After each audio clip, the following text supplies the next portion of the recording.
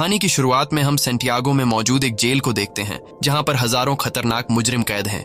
ये सेंटियागो का सबसे सिक्योर तरीन जेल है क्योंकि आज तक इस जेल से कोई भी कैदी फरार नहीं हो सका और इसका रीजन है इस जेल का वार्डन बहुत ही स्ट्रिक्ट और बेरहम इंसान है जो जरा सी गलती करने पर कैदियों को बुरी तरह से पीटता है। और यही वजह है कि इस जेल के कैदी यहाँ से भागना तो दूर बल्कि एक छोटी सी गलती करने से पहले भी 100 बार सोचते हैं। लेकिन अब वार्डन का यह खौफ ज्यादा दिनों तक चलने वाला नहीं था क्योंकि अब इस जेल में एंट्री हो चुकी थी एक बहुत ही शातिर इंसान की जिसका नाम लियोन है। लियोन एक आर्किटेक्ट है जो किसी भी बिल्डिंग को देखकर उसे पता चल जाता है कि यह बिल्डिंग कितने साल पुरानी है और इस बिल्डिंग को किस तरह से डिजाइन किया गया है। लियोन जेल में एंटर होते ही उसके दिमाग में यहाँ से भागने की प्लानिंग शुरू हो जाती है। यहाँ हमें पता चलता है कि लियोन अकेला नहीं है बल्कि उसके साथ 4 साथी भी हैं जो यहाँ से भागना चाहते हैं। कुछ देर बाद जेल का एक ऑफिसर सभी कैदियों को लाइन से खड़ा करके जेल के रूल्स बताता है और कहता है कि अगर किसी ने भी रूल तोड़ने की कोशिश की तो उसे मार दिया जाएगा। इसके बाद सभी कैदियों को उनके ब्लॉक्स की तरफ लाइन से ले जाया जाता है। यहाँ लियोन दौड़ते हुए सेल नंबर 50 को पकड़ने की कोशिश करता है क्योंकि उसने पता लगा लिया होता है कि यहाँ से भागने के लिए सेल नंबर 50 सबसे परफेक्ट जगह है। लेकिन जब वो सेल नंबर 50 का दरवाजा खोलता है तो सेल नंबर 50 पर पहले एक आदमी ने कब्जा कर लिया होता है। यह देखकर लियोन काफी उदास हो जाता है और न चाहते हुए वो सेल नंबर 50 के बगल वाले सेल में चला जाता है। वहीं हम देखते हैं कि लियोन के बाकी 4 साथियों ने उन्हीं सेल्स में डेरा जमा दिया है जो उन्हें प्लान के मुताबिक कब्जा करना था। कुछ देर बाद लियोन के साथी लियोन के सेल में आ जाते हैं। यहाँ राफेल लियोन से कहता है कि तुम्हें सेल नंबर 50 में जाना था पर यह तो सेल नंबर 51 है। तब लियोन कहता है कि तुम्हारे लिए आसान था क्योंकि तुम्हारा सेल नीचे ग्राउंड फ्लोर पर था इसलिए तुम लोगों ने आसानी से अपने सेल पर कब्जा कर लिया, लेकिन मेरा सेल फर्स्ट फ्लोर पर है जिस वजह से मैं अपने सेल पर कब्जा नहीं कर पाया। यहाँ इनका साथी जर्मन कहता है तो अब हम लोग क्या करेंगे। तब राफेल कहता है कि करना क्या है, कल से हम यहाँ से भागने की प्लानिंग स्टार्ट करेंगे। कुछ देर बाद हम देखते हैं कि यहाँ पर एक कैदी गिटार लेकर आता है और ये गिटार वाला आदमी भी लियोन का साथी है। इस जेल में कैदियों को जो काम आता था उन्हें वो काम करने की इजाजत थी ताकि कैदियों का टाइम पास होता रहे, जैसे गिटार बजाना, खाना पकाना और फर्नीचर का सामान बनाना। अगले दिन हम देखते हैं कि लियोन यहाँ से भागने की प्लानिंग पर लग जाता है। वो जेल के हर एक जगह को काफी गौर से देख रहा होता है, लेकिन जब उसकी नजर चारों तरफ गार्ड्स पर पड़ती है तब उसे इस बात का अंदाजा हो जाता है कि यहाँ से दीवार से कूद कर भागना काफी मुश्किल है। इसके बाद वह प्लान बी पर काम करते हुए पैदल चलकर कदमों से जेल की लंबाई का नाप लेने लगता है। जेल की लंबाई नापने के बाद वो सीधा अपने साथियों के पास पहुंचकर उनसे कहता है कि हमें कैसे भी करके यहाँ से भागना होगा। तब जर्मन ने कहा कि तुम पागल हो गए हो, यहाँ से भागना इम्पॉसिबल है क्योंकि चारों तरफ जेल की ऊंची दीवारें हैं जिससे हम कभी भी कूद कर भाग नहीं सकते और गार्ड्स भी चारों तरफ से हम पर नजर जमाए रखे हैं। अगर उन्हें जरा सा भी हम पर शक हुआ तो वो हमें मार डालेंगे। तब लियोन कहता है कि मैंने कदमों का इस्तेमाल करके जेल के बाहर जाने तक का रास्ता नाप लिया है। हम यहाँ से जेल के बाहर वाले रोड से सिर्फ 90 मीटर की दूरी पर खड़े हैं, इसलिए हमें दीवार से कूदकर यहाँ से नहीं भागना है बल्कि हम यहाँ जमीन के नीचे एक सुरंग बनाएंगे जो यहाँ से बाहर तक जाएगी। इस जेल के बाहर जंगल है और अगर हम एक बार यहाँ से निकल गए तो जेल के बाहर जंगल में गार्ड्स हमें ढूंढ नहीं पाएंगे और बड़ी आसानी से हम यहाँ से फरार हो जाएंगे। लेकिन यहाँ इनके दिमाग में सबसे बड़ा सवाल यह होता है कि इतनी लंबी सुरंग जब यह लोग बनाएंगे तो उस सुरंग से बाहर निकलने वाली मिट्टी यह लोग कहाँ गिराएंगे। यह सवाल इन तीनों को परेशान कर रही थी और लियोन सोच में पड़ जाता है कि सुरंग से निकलने वाले मिट्टी को आखिर कहाँ फेंका जाए। अब जब यह तीनों सुरंग से निकलने वाली मिट्टी को छुपाने के बारे में प्लान बना रहे होते हैं तभी एक कैदी की नजर इन पर पड़ती है जिसका नाम बिगोट है। बिगोट एक धोखेबाज इंसान है जो इस जेल के वार्डन के साथ मिला हुआ है और जब भी वो किसी कैदी को जेल से भागने या फिर कोई रूल तोड़ते हुए देखता है तब बिगोट चुपके से सीधा जाकर गार्ड्स को शिकायत लगा देता है और अब वो पिछले काफी टाइम से लियोन और उसके 2 साथियों पर नजर रख रहा होता है। इन तीनों को काफी टाइम से एक साथ बात करते हुए देखकर बिगोट को इन पर शक हो जाता है, इसलिए वो सीधा आकर राफेल से मिलता है। राफेल और कहता है कि मैंने पिछले कई दिनों से तुम तीनों पर नजर रखी है और मुझे पता है कि तुम तीनों यहाँ से भागने का प्लान बना रहे हो, इसलिए मैं भी तुम्हारे साथ यहाँ से भागने के प्लान में शामिल होना चाहता हूँ। यहाँ बिगोट के चेहरे को देखकर राफेल को कुछ गड़बड़ नजर आता है, इसलिए राफेल बिगोट से कहता है कि ऐसी कोई बात नहीं, हम तीनों तो बस बातचीत कर रहे थे और हमारा यहाँ से भागने का कोई भी प्लान नहीं है। अगले दिन लियोन, जर्मन और राफेल तीनों नीचे वाली सेल में आए। राफेल एक तरफ के दीवार को देखकर कहा कि हम इसी दीवार को खोदकर सुरंग बनाएंगे, लेकिन मसला यह था कि अगर खुदाई का काम शुरू कर दिया गया तो सुरंग को खुला नहीं छोड़ सकते क्योंकि हर शाम गार्ड्स हर एक सेल की चेकिंग करने आते हैं और अगर गार्ड्स ने सुरंग देख लिया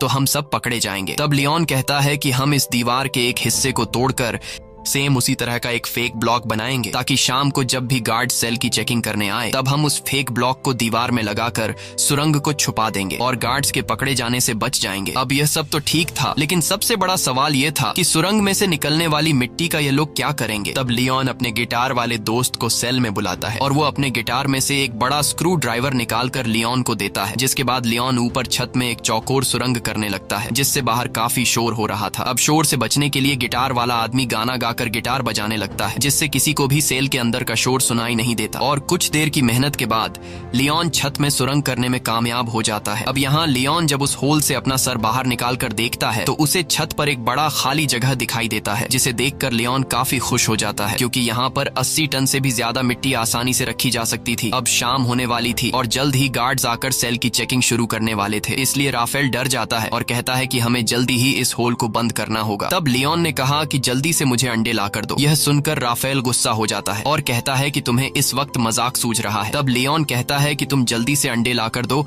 और फिर मेरा कमाल देखो। यह सुनकर राफेल अंडे लेने जाता है और लियोन जर्मन के साथ मिलकर छत के गिरे हुए मलबे को और तोड़ते हैं और उसका मिट्टी बना लेते हैं। कुछ देर बाद राफेल जल्दी से अंडे लेकर आ जाता है। तब लियोन उस मलबे से बनाई गई मिट्टी को एक बाल्टी में डाल देता है, साथ ही वो उस बाल्टी में चूना भी डालता है और फिर उसके अंदर अंडे मिक्स कर देता है। वही इनका साथी जो बाहर गिटार बजा रहा होता है वह अपने गिटार में एक अलग धुन बजाना शुरू कर देता है जो खतरे की एक वार्निंग होती है, यानी कि सिक्योरिटी गार्ड सेल्स की चेकिंग लेने के लिए आ रहे हैं। तब सेल के अंदर मौजूद लोग भी उस खतरे की घंटी को सुन लेते हैं और समझ जाते हैं कि गार्ड्स आ रहे हैं, इसलिए यह सभी लोग और भी जल्दी से काम करने लगते हैं और यह लोग उस मलबे को आटे की तरह गूंद कर उसका एक ब्लॉक बनाते हैं, जिसके बाद यह लोग उस ब्लॉक को ऊपर होल में फिट कर देते हैं और नीचे से उस जगह पर एक पोस्टर लगा देते हैं। कुछ देर बाद गार्ड्स उनके सेल के अंदर आ जाते हैं और वो गार्ड्स लियोन और उसके दोस्तों को उनकी सेल से बाहर निकालते हैं। गार्ड्स उनके सेल की अच्छी तरह से चेकिंग लेते हैं लेकिन अंदर उन्हें कुछ भी नहीं मिलता। तब एक गार्ड को ऊपर छत पर लगा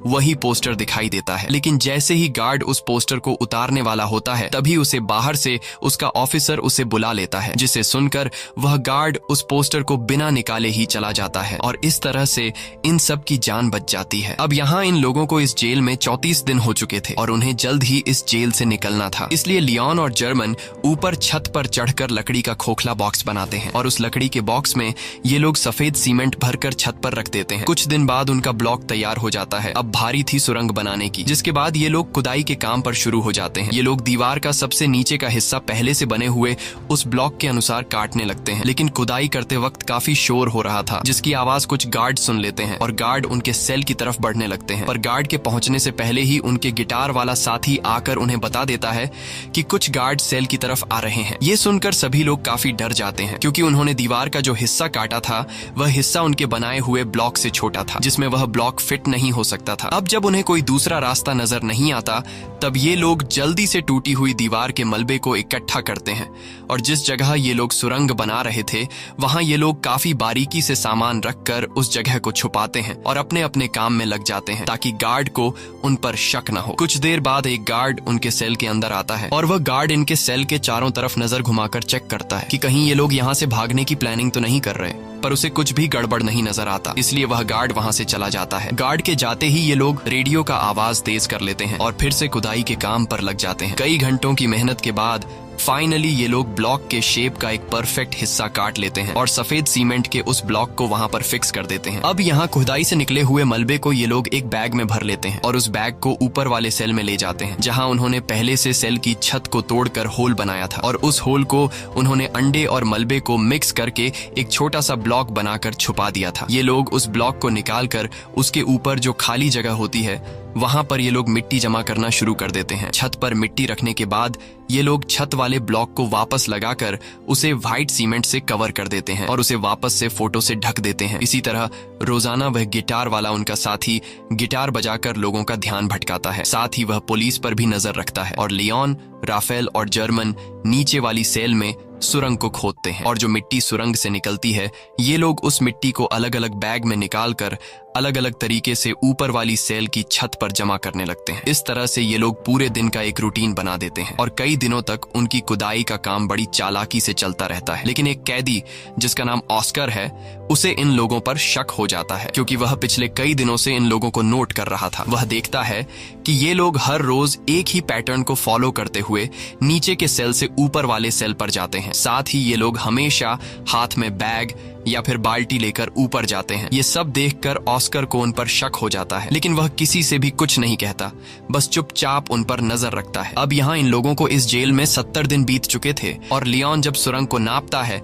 तो उससे पता चलता है कि 70 दिनों में हमने सिर्फ 5 मीटर सुरंग बनाई है। ये देखकर लियोन काफी मायूस हो जाता है और लियोन समझ जाता है कि हम 5 लोग इस सुरंग को इस तरह से कभी भी कंप्लीट नहीं कर पाएंगे। इसलिए वो अपने साथियों से कहता है कि हमें इस सुरंग को कंप्लीट करने के लिए और आदमियों की जरूरत पड़ेगी और अगर हम 5 लोग इसी रफ्तार से मिट्टी निकालते गए तो इस सुरंग को कंप्लीट करने में हमें 5 साल लग जाएंगे। इसलिए हमें सुरंग को और तेजी से खोदना होगा। वही उनका साथी जर्मन जब बैग में मिट्टी भरकर ऊपर ले जा रहा था तभी एक पुलिस वाला उसे रोक लेता है और जर्मन से पूछता है कि इस बैग में क्या है। तब जर्मन कहता है कि कुछ खास नहीं, बस मेरी जरूरत का कुछ सामान है। ये सुनकर वह पुलिस वाला जर्मन से कहता है कि अच्छा ठीक है, चलो अब बैग खोल कर दिखाओ। ये सुनकर जर्मन घबरा जाता है और जर्मन को लगता है कि आज हम सभी पकड़े जाएंगे। लेकिन जब जर्मन अपना बैग खोलता है तो उसमें कुछ सामान रखा गया था। दरअसल जर्मन ने पहले से बैग में मिट्टी नीचे छुपाई होती है और सामान ऊपर रख दिया होता है। लेकिन गार्ड को जर्मन पर शक होता है, इसलिए वह गार्ड जर्मन से कहता है कि मेरे पीछे चेकिंग रूम में आओ। तब जर्मन बड़ी चालाकी से नीचे बैठा अपने साथी लियोन के साथ उसी तरह का सेम एक दूसरा बैग बदलकर गार्ड के पीछे चेकिंग रूम में चला जाता है। चेकिंग रूम में जब वह गार्ड जर्मन के बैग को अच्छी तरह से चेक करता है तो उसके अंदर सामान के अलावा कुछ भी नहीं मिलता, जिसके बाद वह गार्ड जर्मन को जाने देता है। अब इन सभी कैदियों को जेल में 86 दिन बीत चुके थे और अब ये लोग और ज्यादा दिन यहाँ नहीं रहना चाहते थे। इसलिए लियोन और उसके साथी जल्दी से सुरंग के काम को बढ़ाने के लिए ऊपर वाले फ्लोर के कुछ कैदियों को अपने साथ मिला लेते हैं। यहाँ लियोन उन नए कैदियों को दीवार से ब्लॉक हटाकर सुरंग भी बताता है। ये देखकर वो कैदी फौरन इनके साथ मिलकर काम करने को मान जाते हैं, क्योंकि वो सोचते हैं कि अगर 5 लोग मिलकर 7 मीटर लंबा सुरंग खोद सकते हैं तो हम सब एक साथ मिलकर जल्द ही इस सुरंग को पूरा कर लेंगे। और साथ ही इन नए आने वाले कैदियों में कुछ कैदी ऐसे भी थे जिन्हें फांसी होने वाली थी, इसलिए वो लोग तो पहले से यहाँ से भागने का चांस ढूंढ रहे थे। अब लियोन जब समझ जाता है कि सभी कैदी सुरंग के लिए तैयार हो चुके हैं तब लियोन उन्हें अपना प्लानिंग बताते हुए कहता है कि हम डेली 1 घंटे की शिफ्ट में काम करेंगे। 2 लोग खुदाई का काम करेंगे, 2 लोग मिट्टी ऊपर ले जाएंगे और 2 लोग गार्ड्स पर नजर रखेंगे। बाकी लोग जेल के नॉर्मल काम करेंगे ताकि किसी को हम पर शक न हो। और जो भी कैदी 2 घंटे सुरंग की खुदाई करने के बाद वापस बाहर निकलेगा उसे फौरन नहाकर अपने कपड़े भी धोने होंगे ताकि गार्ड्स को उसके कपड़ों पर मिट्टी के निशान नजर न आए। अब इन लोगों का काम काफी तेजी से चल रहा होता है और यह लोग रोजाना 100 किलो मिट्टी एक दिन में निकालने लगते हैं। अब यहाँ हमें पता चलता है कि लियोन ने ऊपर वाले फ्लोर के कैदियों को इसलिए चुना ताकि इन्हें बैग या फिर बाल्टी में ऊपर मिट्टी ले जानी नहीं पड़े और इस तरह से यह लोग गार्ड्स के नजरों में भी आ सकते थे। इसलिए यह लोग नीचे जिस सेल में खुदाई कर रहे थे उसी सेल के छत में एक होल कर देते हैं ताकि सीढ़ियों से मिट्टी ऊपर ले जाने के बजाय डायरेक्ट होल से ऊपर वाले सेल के कैदियों को मिट्टी पास कर दी जाए। इस तरह से उनके पकड़े जाने का रिस्क भी कम हो जाता है और काम की स्पीड भी काफी बढ़ जाती है। जब भी कोई कैदी सुरंग में खुदाई कर रहा होता है तब यह लोग रेडियो की आवाज बढ़ा देते और बाहर सभी कैदी गार्ड्स को ऐसा दिखाते कि जैसे सब कुछ नॉर्मल हो। और जब भी उन्हें गार्ड्स का कोई खतरा नजर आता तब यह लोग उस सेल के दरवाजे पर नॉक करके खतरे की घंटी बजा देते, जिससे अंदर खुदाई के काम पर लगे कैदी सेल में सारा सामान पहले की तरह करके अपने अपने काम पर लग जाते। इस तरह से यहाँ से भागने के प्लानिंग में शामिल हर एक कैदी रूटीन के मुताबिक अपना अपना काम करते हैं और हर शाम को यह लोग इकट्ठा होकर आगे की प्लानिंग बनाने लगते हैं ताकि गार्ड्स को किसी पर भी शक न हो और सब कुछ परफेक्ट तरीके से चलता रहे। लेकिन शाम को जब यह लोग फुटबॉल खेल रहे होते हैं तब एक कैदी जिसका नाम ऑस्कर है वो राफेल के पास आता है और राफेल को बताता है कि मुझे पता है कि तुम लोग सुरंग खोदने की कोशिश कर रहे हो, इसलिए मैं भी तुम्हारी टीम में शामिल होकर तुम्हारा साथ देना चाहता हूं। तब राफेल ऑस्कर को लियोन के पास ले जाता है और लियोन ऑस्कर को भी अपनी टीम में शामिल कर देता है। यहाँ लियोन अपने 2 साथी जर्मन और राफेल से कहता है कि जिस हिसाब से काम चल रहा है मुझे पूरा यकीन है कि हम जल्द ही इस सुरंग को कंप्लीट कर देंगे। और जल्द ही यहाँ से बाहर निकल जाएंगे। लेकिन बाहर निकलने के बाद भी हम लोग पकड़े जा सकते हैं, क्योंकि हम 4-5 नहीं बल्कि पूरे 40 लोग हैं। और अगर बाहर निकलने के बाद भागते हुए हमें पुलिस ने देख लिया तो पुलिस हमारे पीछे गाड़ी लगाकर हमें पकड़ लेगी। इसलिए हमें यहाँ से बाहर निकालने के लिए बाहर के एक बंदे की जरूरत होगी, जो हमारा यहाँ से बाहर निकलते ही हमारे लिए एक बस तैयार रखे। अब यहाँ ये लोग सोच में पड़ जाते हैं कि बाहर से हमारी कौन मदद कर सकता है।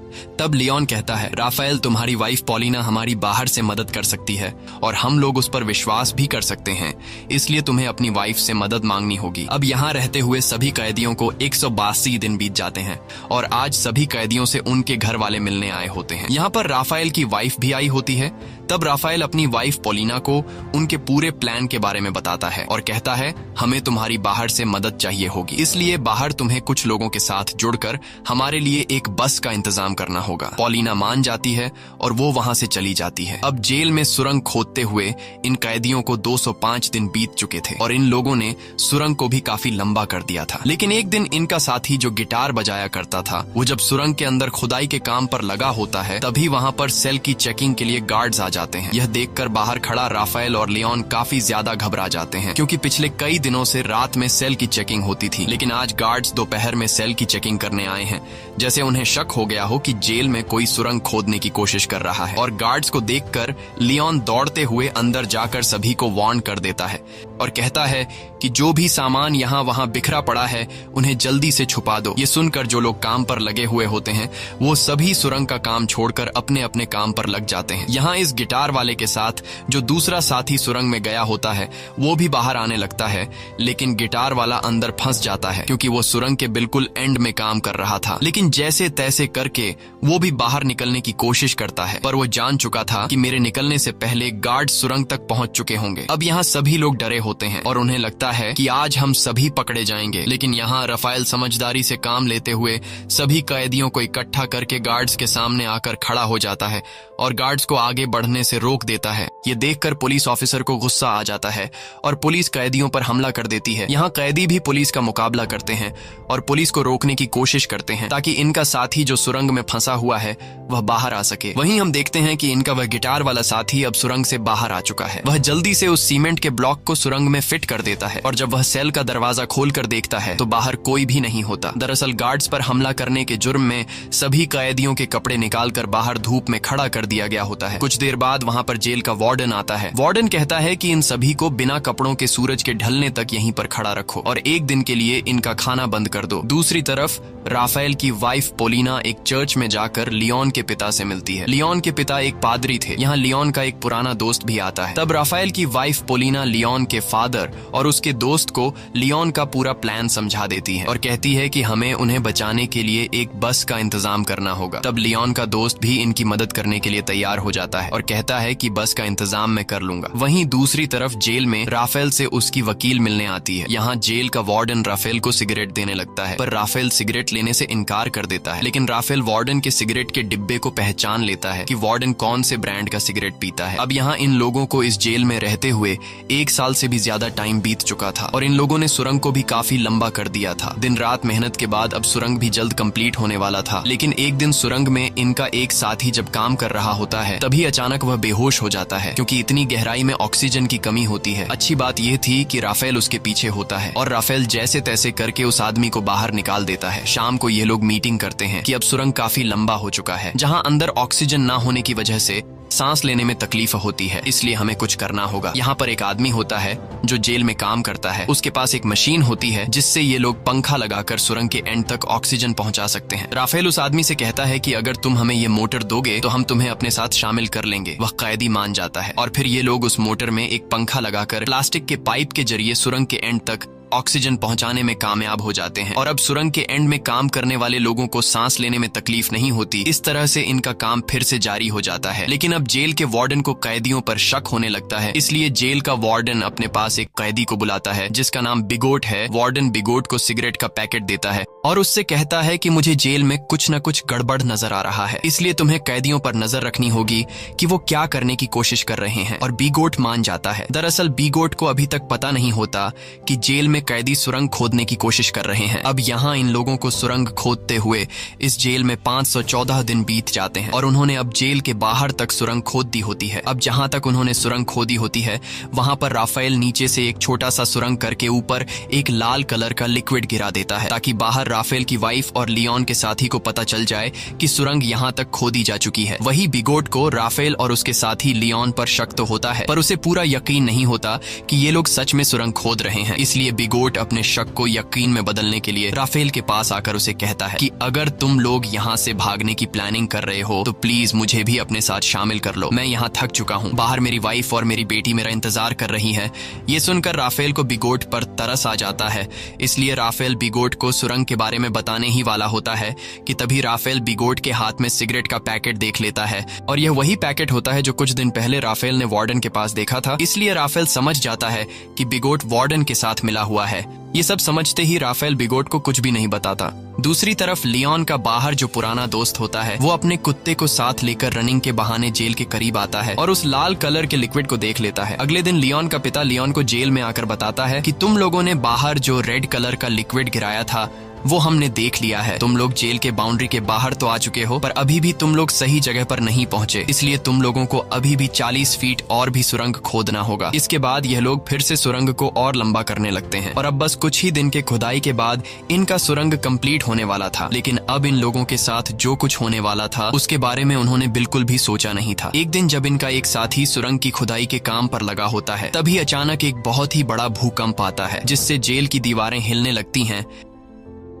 लियोन उस वक्त अपने दोस्तों के साथ बाहर फुटबॉल मैच देख रहा था। भूकंप के झटके महसूस होते ही वो तेजी से सुरंग की तरफ भागा। यहाँ गार्ड सभी कैदियों को जेल से बाहर निकालने लगते हैं ताकि कहीं इन पर जेल की दीवारें न गिर जाएं। और लियोन भी जैसे तैसे करके सुरंग के अंदर फंसे हुए अपने साथी को बाहर निकाल लेता है। अब लियोन ने अपने साथी को तो बचा लिया था, लेकिन अब उसे डर था कि कहीं भूकंप की वजह से अंदर से सुरंग टूट नहीं गया हो। इसलिए लियोन फिर से सुरंग के अंदर जाता है और अंदर जाकर वो देखता है कि सुरंग पूरी तरह से सेफ है। ये देखकर लियोन को सुकून मिल जाता है। अब जब इनके सुरंग का काम पूरा होने वाला होता है तब लियोन जाकर जेल के एक कैदी से मिलता है जो कि व्हील चेयर पर होता है। लियोन उससे कहता है कि हम जल्द ही यहाँ से भागने वाले हैं, इसलिए मैं चाहता हूँ तुम भी हमारे साथ चलो। लेकिन वो व्हील चेयर पर बैठा आदमी कहता है तुम जल्द से जल्द यहाँ से भाग जाओ और मेरी चिंता मत करो, मैं तुम्हारे साथ नहीं आ पाऊंगा। अब फाइनली वो दिन आ गया जिस दिन ये लोग इस जेल से भागने वाले थे और जैसे ही सभी कैदी रात को टीवी देखने में मसरूफ होते हैं तब वो सभी कैदी जो यहाँ से भागने की प्लानिंग में शामिल थे वो सभी एक एक करके उठकर जाने लगते हैं। यहाँ किसी को भी इन पर शक नहीं होता क्योंकि सबका ध्यान टीवी में रोमांटिक फिल्म पर होता है और भागने वाले सभी कैदी सुरंग वाले सेल में आ जाते हैं और यहाँ एक एक करके सभी कैदी सुरंग में उतरने लगते हैं। वहीं बिगॉट जब टीवी देख रहा होता है तब उसका ध्यान पीछे की तरफ जाता है और वो देखता है कि यहाँ से तो कई सारे कैदी जा चुके हैं। ये देखकर उसे शक हो जाता है और वो सीधा राफेल के सेल की तरफ बढ़ने लगता है। लेकिन बीच रास्ते में व्हील चेयर वाला आदमी बिगोट को रोक लेता है, पर बिगोट इस आदमी को धक्का देकर गिरा देता है, जिसके बाद वो सीधा राफेल के सेल में आ जाता है जहाँ उसे सुरंग दिखाई देता है। साथ ही वहाँ पर ऑस्कर भी खड़ा होता है और ऑस्कर यहाँ से निकलने वाला आखिरी कैदी होता है। लेकिन अब जब बिगोट को सारी सच्चाई का पता चल गया होता है तब वो पुलिस को बुलाने के लिए जाता है, लेकिन ऑस्कर उसे पकड़ लेता है। इस दौरान इन दोनों के बीच फाइट छिड़ जाती है और बिगोट ऑस्कर को स्क्रू ड्राइवर से बाजू पर मारकर बुरी तरह से घायल कर देता है। लेकिन ऑस्कर बुरी तरह से घायल होने के बावजूद भी बिगोट को जाने नहीं देता और बिगोट को मार मार कर बेहोश कर देता है। अब ऑस्कर भी सुरंग में जाने की कोशिश करता है, पर उसका बाजू बुरी तरह से घायल होने की वजह से वो सुरंग में नहीं जा पाता। दूसरी तरफ सभी कैदी सुरंग के अंदर धीरे धीरे आगे बढ़ रहे होते हैं और बढ़ते बढ़ते यह लोग सुरंग के एंड तक पहुंच जाते हैं, जहां बाहर से लियोन का पुराना दोस्त सुरंग का ऊपर से हिस्सा खोल देता है और वह एक एक करके सभी कैदियों को हाथ से पकड़कर बाहर निकालता है। बाहर निकलने के बाद सभी कैदी जल्दी से अपने कपड़े बदल लेते हैं और तभी उन्हें सामने के ब्रिज पर एक बस आते हुए दिखाई देती है, जिसे देखकर ये सभी लोग उस बस की तरफ दौड़ने लगते हैं और सभी बस में बैठ जाते हैं। लेकिन ऑस्कर अभी तक नहीं आया होता, इसलिए सभी कैदी उसका इंतजार कर रहे होते हैं। यहाँ जर्मन कहता है कि मुझे लग रहा है कि कहीं ऑस्कर किसी मुसीबत में है, इसलिए मैं ऑस्कर की मदद के लिए जा रहा हूँ, जिसके बाद वह ऑस्कर को लेने जाता है। दूसरी तरफ जेल में मूवी खत्म हो गई थी और सभी कैदी अपने अपने सेल में जाने लगते हैं। तब यहाँ वह व्हील चेयर वाला कैदी सभी को आकर बता देता है कि राफेल के सेल में एक सुरंग है जहाँ से तुम लोग भाग सकते हो। ये सुनकर सभी कैदी उस तरफ भागने लगते हैं, जिसे देखकर गार्ड्स को भी इन पर शक हो जाता है और वह गार्ड्स वहाँ पर और भी गार्ड्स को बुला लेते हैं। कुछ देर बाद पूरे जेल में सायरन बजने लगता है, जिसकी आवाज बाहर बस में बैठे कैदी सुन लेते हैं और सभी कैदी समझ जाते हैं कि अब हमारा यहाँ पर ज्यादा देर रुकना ठीक नहीं, इसलिए अब हमें यहाँ से निकलना होगा। और तभी वहाँ पर जर्मन भी आ जाता है। वह सभी को बताता है कि मैं सुरंग के पास गया लेकिन वहां पर मुझे ऑस्कर नहीं मिला, जिसके बाद बस वहां से जाने लगती है। वहीं हम जेल में ऑस्कर को देखते हैं, जो घायल होने की वजह से जेल से भाग नहीं पाया। अब यहाँ कैदियों के भागने की खबर जेल के वार्डन को दी जाती है। कैदियों के भागने की खबर सुनकर वह काफी गुस्सा हो जाता है। दूसरी तरफ सभी कैदी बस में थे, जहाँ पर पोलिना सभी कैदियों को उनका पर्स दे देती है, जिसमें कुछ पैसे और उनके फेक आईडी थे। और सभी कैदी अलग अलग होकर अपने अपने रास्ते निकल जाते हैं। और इस तरह से सभी कैदी जिन्होंने पिछले कई महीनों से दिन रात मेहनत की थी, वह सभी जेल से आजाद हो जाते हैं। दोस्तों, यह इतिहास की सबसे बड़ी जेल ब्रेक घटना थी, जहां एक ही बार में पूरे 50 लोग जेल से फरार हो गए थे। लेकिन इनका एक साथी ऑस्कर भागने में नाकाम हो गया था। इसी के साथ सच्ची कहानी पर बनाई गई ये फिल्म खत्म हो जाती है। अगर आपको ये वीडियो अच्छी लगी हो तो हमारे चैनल को सब्सक्राइब और वीडियो को लाइक जरूर कीजिएगा।